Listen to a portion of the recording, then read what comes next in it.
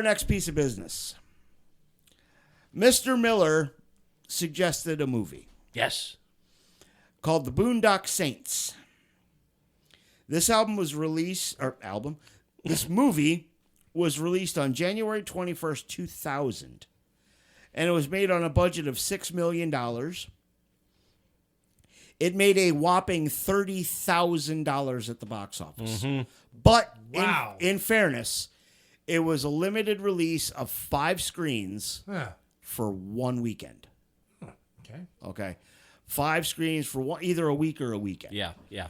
But this movie has gone on to considerable success as a cult classic in the home rental market and the home video market. It has made in excess of $50 million in sales. And this movie was written and directed by a man named Troy Duffy. And our cast of characters, we have Willem Dafoe as Paul Smecker, Sean Patrick Flannery as Connor McManus, Norman Reedus as Murphy McManus. Twin brothers. Yep, twin brothers. David Della Rocca as David Della Rocca. Real fucking creative there. Also known as the Funny Man. Rocco. Yeah, Della Rocco. Yeah. Yeah. Billy Connolly as El Duce. The Duke. Bob Marley, not that one. Yeah. As Detective David Greenlee. David Ferry as Detective Dolly. I can't fucking pronounce that last name. Some Greek shit. I can't fucking get that. Brian Mahoney as Detective Duffy. Carlos Rota as Giuseppe Papa Joe Iacovetta. And the hedgehog himself, Ron Jeremy, as Vincenzo Lapazzi. And Doc from Fraggle Rock. That's right. That was him. And the best part is, as Doc. Yes. Was Doc and Ron Jeremy in the same fucking movie. And, I love this character. I absolutely love Doc's character. Yeah. Well, he had Tourette's. Why did the Irish bar... Hang on. We're jumping ahead. Yeah. Movie starts off in a church on St. Patrick's Day. Oh. And Father's giving giving the benediction or whatever the hell you want to call it. I'm not a Catholic. I don't know this shit. But he's given... homily. The homily, right? Yes. Talking about Kitty Genovese. Yes. Okay. And the McManus brothers, one of which has Veritas tattooed on his thumb, and the other has, what's the other? Aqueous. Yeah. Okay, equality and justice. Right. Okay. So they go up and they kiss the foot of the statue and listen. They leave. And they had a visiting bishop from across town, and as soon as he saw them coming up the altar, he went to stand up and say, what the fuck you do? And the other priest is like, no, just sit down, let them do their thing. Yeah. So they leave and they go to work. Yes. Now it's St. Patty's Day, and like two good Irish boys, they're going to go get fucking schmammered afterwards. Correct. Yep. So they're at Doc's. The fucking book of Proverbs. Right. Why don't you get a tree and get the fuck... Yeah, he keeps fucking up his Proverbs. Why don't you make like a tree and get the fuck out of here? I've used that. I know, but he just said, we're going to buy you a book. Yeah, Rock, I'm going to buy you a fucking book. They're at this bar. They're at Doc's bar. Mm-hmm. Yes. And, typical Boston Irish bar. And Doc just happens to have Tourette's. I don't know why. Why did you fucking need to give him Tourette's? Because it's Doc from Fraggle Rock. And when he found the Fraggles had come out of the wall, it messed with his head a little bit. Okay. So, the Russian gangster, three Russian gangsters show up. Doc explains that he has to sell the bar. Yeah. They're making him sell the bar, and then the Russian gangsters come in. I think there's 2 or 3 of them. 3 of them. And they start telling everyone to get the fuck out. The brothers are like, it's St. Patty's Day. Everybody's Irish. Why don't you just settle down and have a fucking beer with us? And then it skips ahead. Well, what happened? You see the start of the fight. Not really. Well, you know they're going to go down. Yeah, but it skips around in time a lot. Well, that's what I loved about this movie, because the next scene is the cops outside in the alleyway with... And this is where we meet Willem Dafoe's character. Yes. Wow. What a character. We don't find this out right away, but he's an FBI investigator, and he's been sent to check out these gangland killings. Correct. Yeah. We don't know this yet, but Paul Smecker's gay. Yes.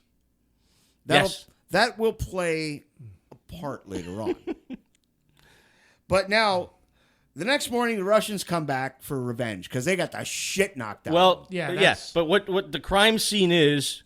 Okay, yeah. You have the one big Russian laying there on the ground in the alley with his ass is burnt out of his pants and just has a great big fucking bandage covering it.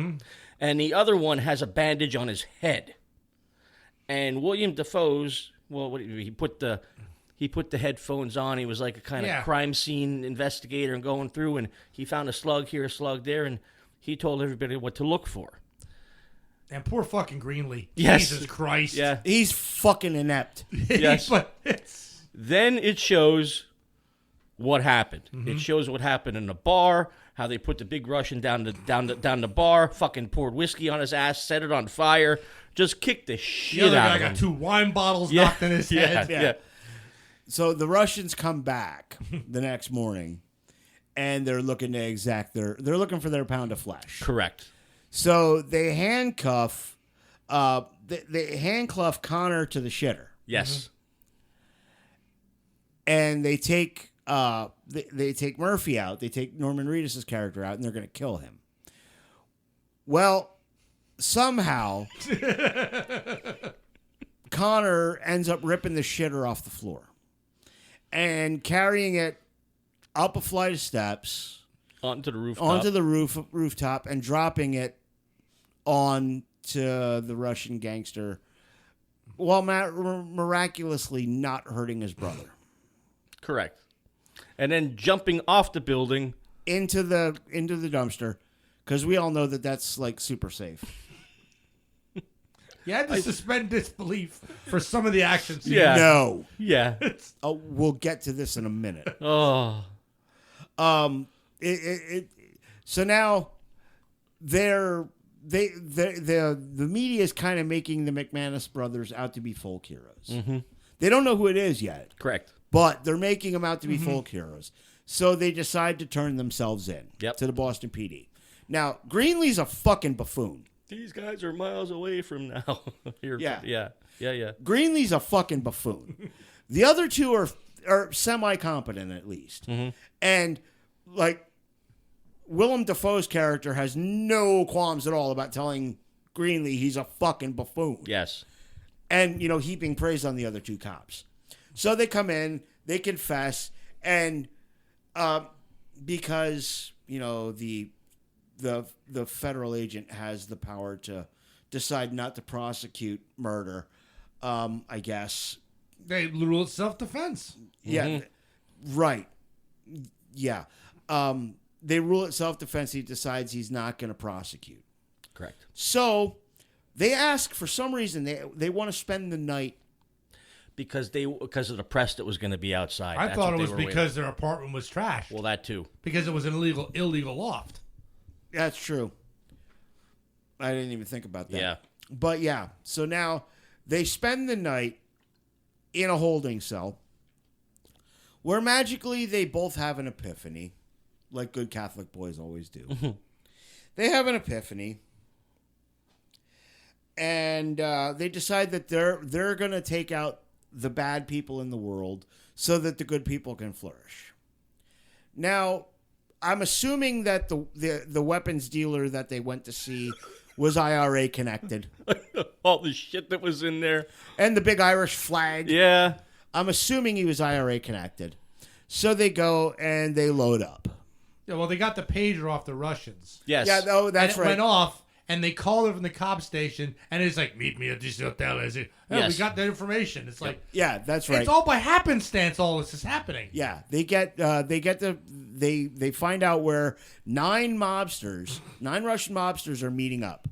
So they go to this, I guess it would have to be an IRA connected dealer. Mm-hmm. They get loaded up for bail, including a rope. A rope. Gotta have a rope. Gotta have the rope. Right. Why are you getting the goddamn rope? You never know where you're gonna need a rope. But at the same time, the funny man is talking to the Italian mob, right, about what's going on because they think it's a mob war, not that it's just these 2 people doing shit. Right. And I don't know why, but they want to send him to the same place and kill the head guy. They're setting him up. Is this they are setting him up, but I can't figure out why they're setting him up. Is this when he told the joke? Yeah, the one joke. Okay. That's where Ron Jeremy came into effect. Yeah. And I'm like, my first thought, why the fuck is Ron Jeremy in the movie? Right. It's like, so the Papa Joe is setting up Rocco. Mm-hmm. He sends them. He knows there's gonna be 9 motherfuckers there, and sends 1 dude to take out 9 dudes with a fucking 6-shot revolver. Correct. Which we don't know yet. The 2 brothers decide they're going to go in the air duct. Yeah. And they get over the room. They don't have a plan. No fucking plan at all. They start arguing and fighting about the fucking rope. Which was awesome. I'm going down the rope. No, I am. I can see. I mean, it's what's happened to us in the garage, putting up that fucking beam. Yeah. But they're just fucking tussling, and all of a sudden the vent gives way. The rope, somehow their feet get caught up in the rope, and they're dangling there. They whip out their guns, and as they're twirling around, they just start fucking shooting everybody. Right. And Smecker figures it out. Yeah. He's like a fucking idiot savant. Well, they did put. Well, then the doorbell rang. Oh yeah. And they didn't know what the fuck was going on, and they look through and they're like, "It's the funny man. It's fucking Rocco. He's dressed like he's bringing fucking food. Let's fuck with him." Yeah. So they pull their mask down, drag him in, fucking make him shit himself, and then he's like, "What the fuck? What the fuck did you guys do? Jesus Christ!" And that's when they realized, when they went back, they got money. They found all that money. And they went back to the apartment, and that's when they were talking to him about, that's when they realized they fucking set him up. Yeah. Mm-hmm. So now Rocco decides he wants to join forces with the brothers. But at this point, they're also getting hammered, high, whatever the fuck they are. And one of the most craziest parts in the movie is there's a cat laying on the table. I'm sorry. And Rocco slams his hand on, "I'm going to get those motherfuckers." And his gun goes off, and the cat just explodes into a bloodstain on the wall. It was such a terrible thing. And they're like, "Did that just fucking happen?" And then who said, "Is the cat dead?" I'm like, it's a fucking spot. And then the best part is his fucking junkie girlfriend shows up. Yes. And he goes, "What happened to my cat?" He said, "What's the fucking cat's name? Tell me the fucking cat's name." I'll blow my fucking head off if you can tell me the cat's name. And then he's like, "Oh, for Christ's sake, what color was the goddamn cat?" "It was orange." And I'm like, "Wait, it wasn't orange. It was a gray and a white cat." Right. What is it? I can't run into... When I go for a pack of smokes, I can't run into 10 guys that you ain't fucked. Yeah. Anyway. The funny man was a freaking manic-ass character. Oh, my God. Yeah. So now, that night, they know that... Funny Man has decided that he's going to join up with the brothers. Yes. So they know that Vincenzo, Ron Jeremy's character... they know he frequents the nudie booths. Mm-hmm. At the sin bin. At the sin bin. I love that name of him. And they go there, and they end up greasing Vincenzo. Was this before or after he went to the diner and took out the 2 schmucks to set him up? Before. Okay. Yeah. Because they couldn't believe he was alive. Yeah. But they also decided while they were at the nudie place to kill the other people that were there as well. Correct.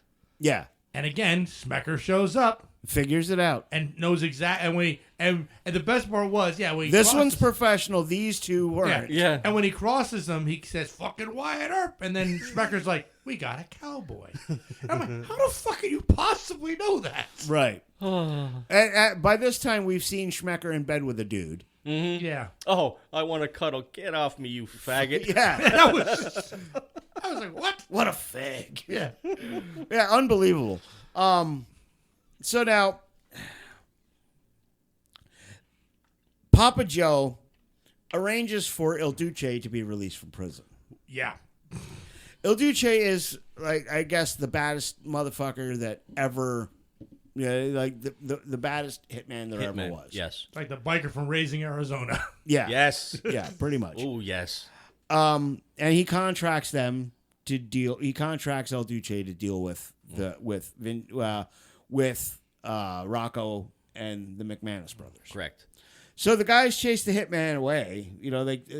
He finds them. Well, they were on a mission. They were killing the cleaner. Yeah, another guy. They were going out. Rocco said he hates this guy. He just kills whoever he wants to indiscriminately. If he has to take out somebody, he'll kill the kids. He'll kill the wife. Yeah. So they went. He was having a poker game. They found out because Rocco said, "Oh, he normally has a poker game here." Blah blah. So they went there. Lots of shit goes down there while they're shooting everybody else. The cleaner is on the shitter. Yeah. And he comes out and how did they finally kill him? Pool ball to the head. Cue ball to the head. Yeah. And then they're all done. They're all relaxed. They walk out the front door and there's El Duce standing on the other side of the street, loaded for fucking bear, and just starts blasting away. Yeah, now when Smecker was taught, they were mostly going through like Smecker's account. He said it was 6 guys with guns. And then it's like, then as they're going through it, they see it's one guy with 6 guns. Mm-hmm. And I think Greenlee even says that. What if it was one guy with 6 guns? Don't be a fucking idiot. Yeah. And then when the McManus calls Smecker later, it's like, so it's one guy with 6 guns? Well, and that messed with his head. This is the first time that they left evidence behind because they all got shot in some way, shape, or form. So they had this cleaner to spray down all the blood stains. Ammonia. Yeah, on the porch. But they forgot about Rocco's finger. Right. in the front yard behind the bush. Yeah. And that's what Smecker found. Yeah. That's how he kept it to himself. Yeah. He hid it. He took it back, got the ID, and that's how he found out who he was dealing with. But he seemed to have a big crisis when he found, it's like, that's not right. That can't be right. Oh, yeah, like no blood and shit like that? Yeah, and that's why when we saw him drunk in the next scene, or what I think was drunk, I thought he was faking it. I thought he was trying to set somebody up. And I didn't realize where that scene was going. Yeah. Yeah, so now Schmecker's getting loaded at a gay bar. Mm-hmm. And he stumbles into the church, where he goes into a confessional, and now the priest is being held captive by fucking Rocco. By Rocco. And Rocco's being held captive by the McManus. Right. So Smecker comes to the realization that he's going to help these guys.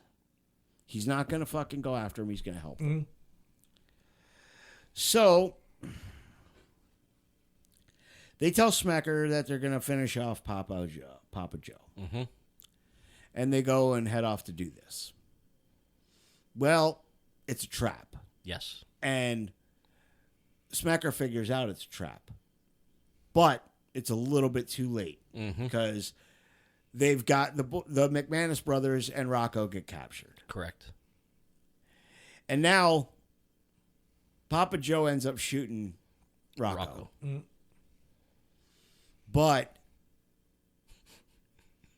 who shows up at the door but Smecker in drag? And he just starts laying waste to motherfuckers. Yeah, well, go ahead, Bill. This is nothing against drag. Willem Dafoe is an ugly woman. Yeah. And everybody seems smitten. Yeah. It's like, holy shit. Yeah. First, oh my God. Willem Dafoe in drag looks like a lot of the meth heads in this town. Yeah, and the voice, it's like, hi there. It's like, what? It's like, oh, well, I guess come in. Yeah, what the hell? But you got to say, Dafoe put his whole self out there. Oh, yeah. There was tongue in that kiss. Yeah. So Dafoe comes in, he starts laying waste to all these Italian mobsters. Yes. And then El Duce gets him. Mm-hmm. So the cousins or the twins always said a prayer. Yeah. Yep, I'm getting there. Okay. The boys get loose, okay? The McManus brothers end up getting loose. And as Rocco's dying, they're saying their family prayer, which they always said before they took somebody out. Mm-hmm. They're saying their family prayer when El Duce walks in. Mm-hmm. And wouldn't you know who won the pony? And I called it as soon as he walked in the door. Actually, I called it when I saw it was Billy fucking Connolly that played him. That's the McManus's dad. Yep. Oh, was it? Yes. That was their father. Oh, God damn it. I never even got that. I knew it was a family prayer, but I just thought it was an Irish thing. He went in there with his 2 guns. As soon as he heard the prayer, he put his guns... And finished the prayer. And finished the prayer with them. Yep. I didn't catch that. Noah McManus. Yep. Okay. But yeah, so now Papa Joe gets arrested, and he's on trial for the 3rd time. Mm-hmm. We fast forwarded 3 months. Yeah, yes. Yeah, months have passed. Now, Papa Joe is on trial for the 3rd time, and he's presumably going to be acquitted for the 3rd time. He is the John Gotti of this universe. Mm-hmm. You know, he's Teflon. Nothing sticks to him. So, with the help of the Annette Boston cops and William Dafoe. And Willem Dafoe. Willem, not William. Willem, that's right. Willem. And Willem Dafoe's character was Schmecker. The McManus family sneak guns into the courthouse. And they storm the courtroom. Mm-hmm. And they give their mission statement. Yes, they do. That they are the saints, and they're there to take out the evil, and so that the good can flourish. And they execute Papa Joe, like, essentially on live TV. Yep. Correct. And they're folk heroes. They're, some people are for them, some people are against them. Yeah, that was in the credits. It was like they were interviewing people about, what you thought happened, and, some people were for, some people were against it. Yeah. Yeah. Yeah, and that's how the movie ends. They're talking to people as the credits are rolling. What did you think of the movie overall? I gotta say, I absolutely loved it, and I think because this is an older movie, I think I've been almost ready for twist endings are all over the place anymore. Right. So I was waiting in the courtroom scene for somebody to take out the McManuses. You know what I mean? Mm-hmm. Yeah. But it didn't. It ended the way it should have ended. And it reminded me almost of almost a superhero origin story. Okay. Where these guys are taking out evil, and this is where they begin. Right. I get where you're at. So that's a pretty good take on it. There is a sequel I've never seen. There's 2 or 3 sequels. But yeah, there's a couple. What's your take? I love this movie. It's one of my all-time favorite flicks. Definitely a cult, favorite movie. I mean, you've never really even heard of it, and now you watched it and you're holy shit. I've heard of it, but I didn't hear of it. That it's like I want to see it. Yeah, because the name doesn't evoke what the movie is. No. This movie's been on my radar for a long time. I've heard of it. I've never watched it, and personally, after watching it, I don't get what all the fuss was about. It was a fun, turn off your brain shooter. Mm-hmm. Mm-hmm. Nothing more, nothing less. Oh, the comedy in there was just no. The cat. No, the fucking dialogue was hackneyed. This was a Quentin Tarantino movie without This was a Quentin Tarantino movie without the intelligence. I was thinking that too. It seemed very Tarantino-like because everything way it was flip-flopping. Not only that, I mean, there was a lot of violence. Yeah. Yeah, that too. It's the worst. It's the worst instincts that Tarantino puts on film with none of the redeeming qualities. There's no character development. No. There's no character development. The characters aren't particularly likable. Oh, none of them are. Okay. But like I said, I don't want to shit on this movie. I really don't. I did enjoy it for what it was. Mm-hmm. A good turn off your brain shooter. But I don't get what all the hype was about. People saying that this is some great fucking cinematic masterpiece. Oh, I wouldn't say that. Well, no, not you. I'm not saying you. Yeah. I'm saying there's a lot of people that say this. I didn't. Yeah, this is far from the worst thing we've watched for this show. Far from it. But it's also far from the best thing we've watched for this. There were, like, the meat packing plant scene did not... Rule of thumb? Yeah, but none of it made sense for anything. No. It wasn't for any narrative purposes. We knew the brothers got along. Right. I mean, if anything, it just shows that they maybe just don't give a shit. And no one gives a shit that they don't give a shit. I don't know. Oh, that's right. He punched out that lady. Yeah. Yeah. Yeah, it was weird. It was like, the butch chick. It's like it didn't need to be in there. Also, I'm trying to think what the other... There was just like in the dialogue. You're right. The dialogue, some of it was just... It seemed like it was written on the spot. Yeah. It's a fun turn off your brain. Mm-hmm. Don't read too much into it. Just enjoy the fucking ride shooter. Mm-hmm. This has a 27% score on Rotten Tomatoes. Really? 27%. An average 4.7 out of 10. Wow. I guess it is a cult favorite. Yeah. This is... You either like it or you hate it. I'm middle of the road. Yeah, on it. okay. I may be one of the few.